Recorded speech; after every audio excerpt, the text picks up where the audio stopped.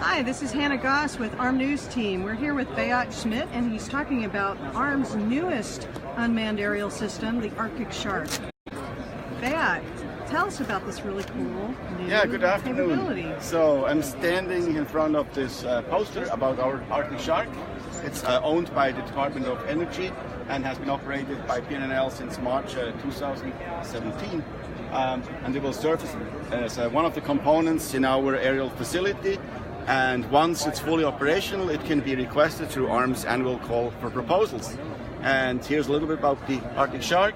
You can see a picture here. It's one of the larger UAVs that is being used for atmospheric science. Has a wingspan of 6.5 meters, for instance.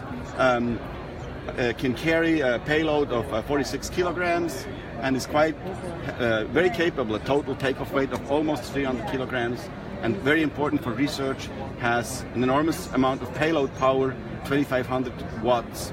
Can go up to an altitude of 5.5 kilometers and fly for 8 hours.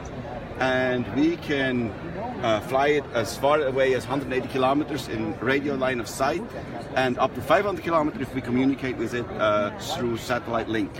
Very cool. So what kind of science is this going to help us accomplish?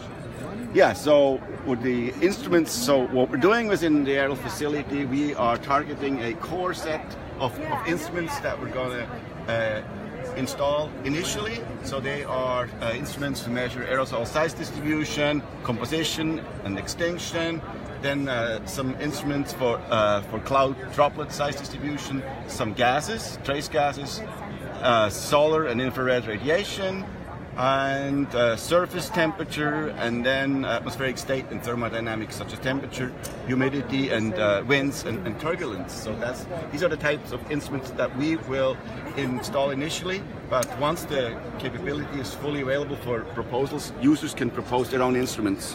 And so when do we expect this to be fully available? Yeah, I'm sort of expecting that campaigns or guest instruments can be proposed for the first time in 2019. And this is really one of a kind. There's not another one like this, right? Yeah, there's not one like this. This is based on a Tiger Shark RQ-23, but it's highly modified for our use. It's much heavier, has much more payload capacity. It's really the only one that exists that way. All right, and if a scientist was interested in making a proposal using the Arctic Shark, what do they need to know? Well, they need to know the instruments that we have available. They have to have an idea of what science they could do with these kind of instruments. And at this point, it's not quite clear if they would have full authority to say where the flights might occur. It's still relatively difficult to fly this in the national airspace system, so we might have to tell them where, location-wise, we can actually fly initially.